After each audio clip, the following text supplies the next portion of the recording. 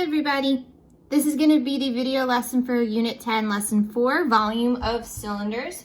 So it's going to start out with another two-dimensional net, which I'm just going to move this away. Okay, again, if you were in class, you would be receiving these, okay? But we're going to do what we can, okay? Now, what's different about this net is you can't really fold because there's no lines. The other nets that we had squares to fold along. There's only one rectangle, but there's no lines within it. And since these are both circles, you can't fold along a circle. So really the only places you can fold is the connection of the circle and the rectangle, okay? Now when you do that, this isn't going to be so much a fold as it is just kind of a curving of paper, if you will, okay? And this right here is what's going to give you a cylinder, okay? Where you have these two circular bases and then the rectangle that wraps and connects everything. So right now this kind of looks like a toilet paper roll. It looks like a can of food, right? So that shape there, that is a cylinder. A cylinder is a three-dimensional closed figure with congruent parallel circular bases. So anytime you're dealing with a circle, pi is involved. Connected by the set of all line segments between the two circular bases connecting a formed surface. So imagine that rectangle, okay, as being made up of all of those line segments, okay? Going all the way around there. Your volume formula for a cylinder is going to be volume equals pi. Now, on your phones, whatever app you are using, you should be doing the calculator 84x. We'd never use 3.14. We always want to use this symbol. So to get that here, we want to press second, and then that'll give us the pi symbol. R, which is the radius of the circular base. So just to go over again, when you have a circle, the distance from one end of the circle to the other going through the center, that is a diameter. Your radius is 1/2 of that diameter, okay? So let's write that down. Radius equals 1/2 the diameter. So that's going to be important. Just because you see a number here doesn't mean to sub it in because they might be giving you a diameter. H is going to be the height of your cylinder. So that's essentially going to be from top circle to bottom circle. So same as the other lessons, I'm going to do this page with you and then you're going to have some practice problems. Please pay attention to the rounding. So for number 1, find the volume of the cylinder. Round your answer to the nearest tenth. Step 1, write down your volume formula. Volume equals pi r squared h. As far as substitutions go, we need to substitute in r, which is a radius. So to get that radius, you have to look at that circular base, okay? So to get the radius, this is where you look. On that circular base, I have something labeled, and to ensure that it's a radius and not a diameter, a radius goes from the center to the outside of the circle. So this 3 right here, that is our radius. H is the height of the cylinder. So you're gonna wanna look at that curved edge piece, right? So the height of the cylinder from the bottom of the circle to the top circle is 6. And those are gonna be the numbers we substitute in. Volume equals pi. Our radius is 3 squared.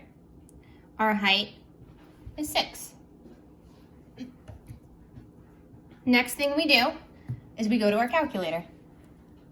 Again, to get to pi, we want to press second, pi. Type it in exactly like you see it. R is 3 squared times 6. Rounding this like the question wants to the nearest tenth, we're going to have 169.6.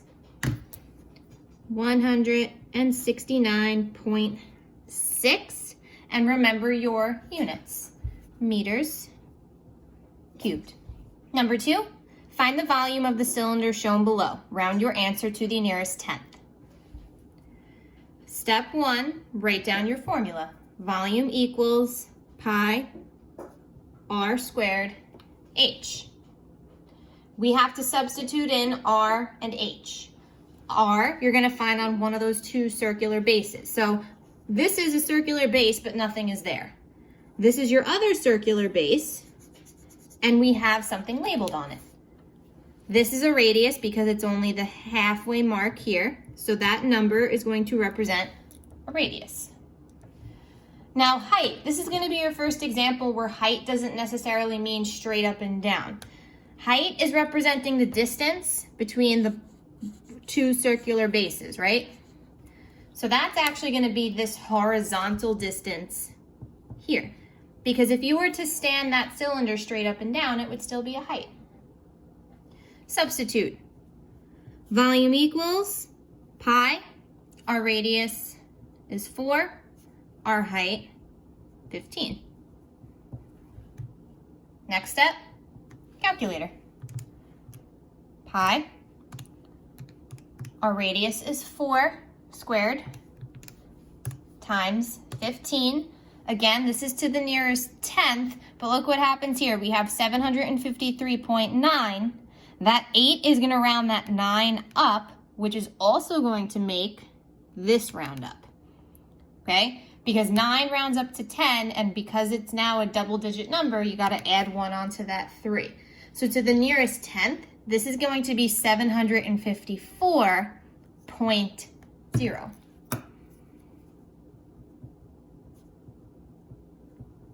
Our units are feet and then cubed. Okay, finally, number 3. Find the volume of the cylinder shown. Round your answer to the nearest hundredth. So this rounding is different. Hundredth is 2 decimal places.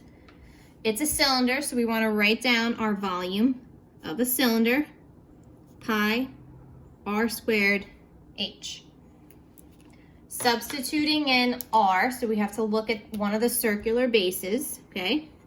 This is the circular base that has something labeled. Now we have to be careful here. It's not the center to the outside. If that 8 was just labeled from here to here, that would be our radius. Because it goes all the way across, that 8 is a diameter. The formula wants the radius. So if you have the diameter, remember what we wrote on the first page, the radius is going to be half the diameter. Half of 8 is 4. So 4 is going to be the radius that gets substituted in here. Height, you're looking at the edge that connects those two bases. And that height is going to be 8. Here we go, substitute. Volume equals pi. Our radius is 4. And the height was 8. To the calculator, and again, this one's nearest hundredth. Pi times 4 squared times 8. To the nearest hundredth, 402.12.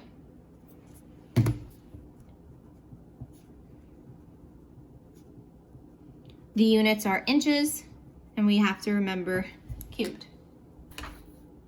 Okay, so you guys are gonna have 6 extra cylinders to find the volume of. In the directions, everything is getting rounded to the nearest tenth. So that goes on to this page as well. And then make sure that you answer that closure question.